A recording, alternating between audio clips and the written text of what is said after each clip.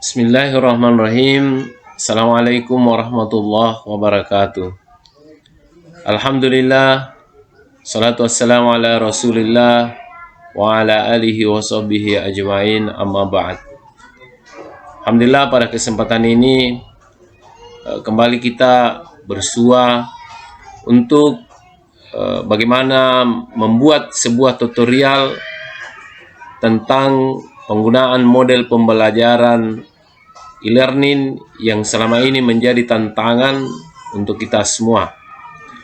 Oleh sebab itu, pada kesempatan ini saya atas nama Nurdin sebagai mahasiswa pasca sarjana Institut Agama Islam Negeri Parepare akan mencoba untuk membuat tutorial tentang penggunaan model pembelajaran.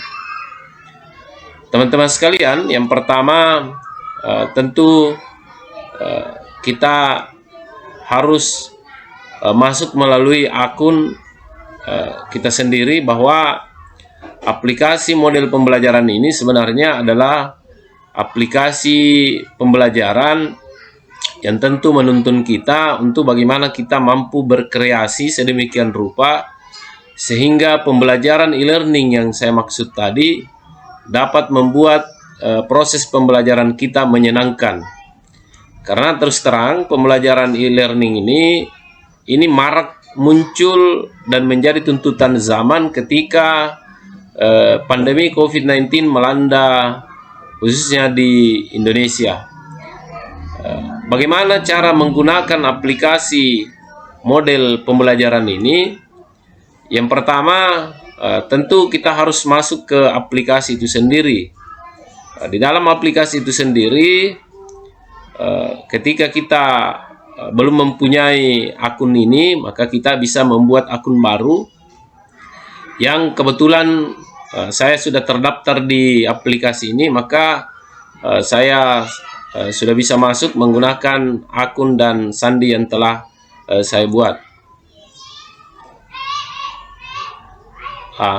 Tampilan daripada aplikasi model pembelajaran ini sebenarnya sangat banyak fitur-fitur yang bisa dimanfaatkan. Kebetulan kita berfokus kepada bagaimana menyusun proses pembelajaran yang ada di aplikasi ini. Maka langkah pertama, saya harus masuk di nama saya.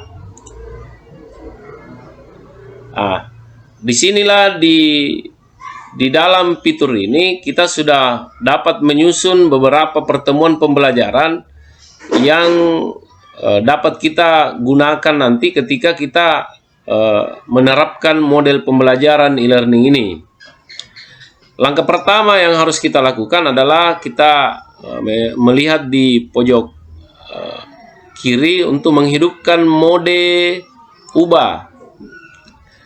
Fungsi daripada mode ubah ini yaitu bagaimana kita dapat mengatur dan membuat model-model pembelajaran yang akan kita sajikan di aplikasi ini.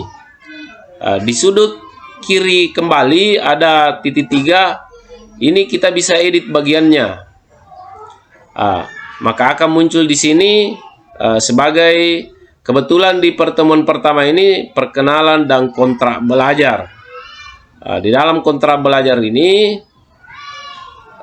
tentu kita bisa memasukkan beberapa data-data yang kita anggap perlu di dalam proses pembelajaran.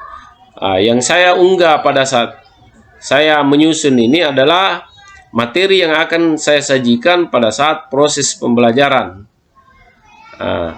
Yang saya tampilkan di sini adalah buku fikih yang akan dimanfaatkan nanti peserta didik untuk mendownload maupun sebagai bahan literasi mereka pada saat proses pembelajaran. Selanjutnya, teman-teman sekalian, di pertemuan kedua saya sudah memasuki materi yang akan saya bahas. Di dalam pertemuan kedua ini saya mengangkat sebuah materi tentang pengertian dan hukum jual beli. Bagaimana supaya materi ini bisa menyenangkan dan membantu kita dalam proses belajar mengajar, khususnya menggunakan aplikasi ini, maka ada beberapa fitur yang dapat kita manfaatkan di dalamnya. Fitur-fitur seperti yang saya tampilkan sekarang ini, apakah kita mau kita tampilkan area teks media, berkas, buku, folder, forum, dan lain sebagainya. Bahkan ketika kita memiliki sebuah video, maka kita dapat membagikan video itu sebagai bahan tambahan untuk pengelolaan daripada tugas materi yang akan kita sampaikan. Di dalam pembelajaran kedua ini, saya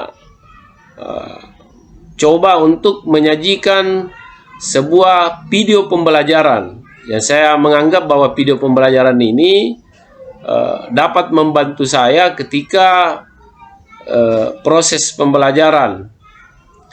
Kemudian di dalam pembelajaran ini juga, setelah bagaimana video itu dapat membantu saya dalam proses pembelajaran, tentu di kegiatan akhir pada setiap pertemuan yang kita lakukan ada evaluasi pembelajaran.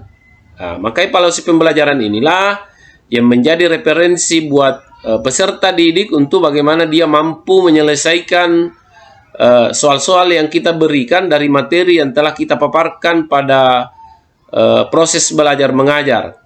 Kelebihan daripada evaluasi pembelajaran ini, maka kita sebagai fasilitator maupun pendidik mampu memberikan nilai tersendiri dan memeriksa hasil dari pekerjaan peserta didik kita.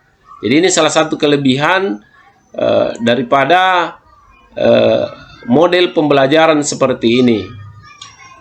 Selanjutnya, teman-teman sekalian, proses daripada menyusun model pembelajaran ini sebenarnya dari pertemuan pertama, kedua, dan ketiga itu sebenarnya modelnya sama.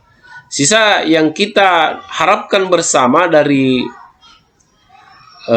sebagai pengguna dari aplikasi ini, bagaimana kita bisa berkolaborasi dan mampu mengelola aplikasi ini dengan baik, sehingga aplikasi ini mudah dicerna, mudah dipahami, dan mudah digunakan oleh peserta didik itu sendiri. Jadi dalam kegiatan proses belajar mengajar yang saya susun di model aplikasi e-learning ini, saya sudah membuat sebanyak 16 kali pertemuan. Bahkan di dalamnya ini sudah termasuk di dalamnya ada kegiatan ulangan tengah semester maupun penilaian akhir semester. Di dalam penilaian akhir semester ini adalah proses pembelajaran di mana peserta didik kita mampu mengerjakan soal.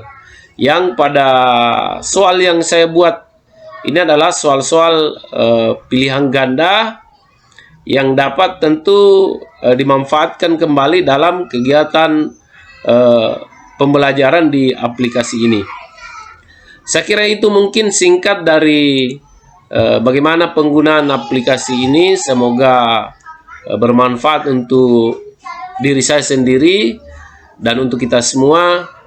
Dan saya beranggapan dan berkesimpulan bahwa aplikasi model pembelajaran ini tentu menuntut kita untuk bagaimana kita bisa berkreasi sedemikian rupa sehingga kita sebagai peserta didik, kita sebagai pendidik mampu mengelola aplikasi ini dengan sebaik-baiknya.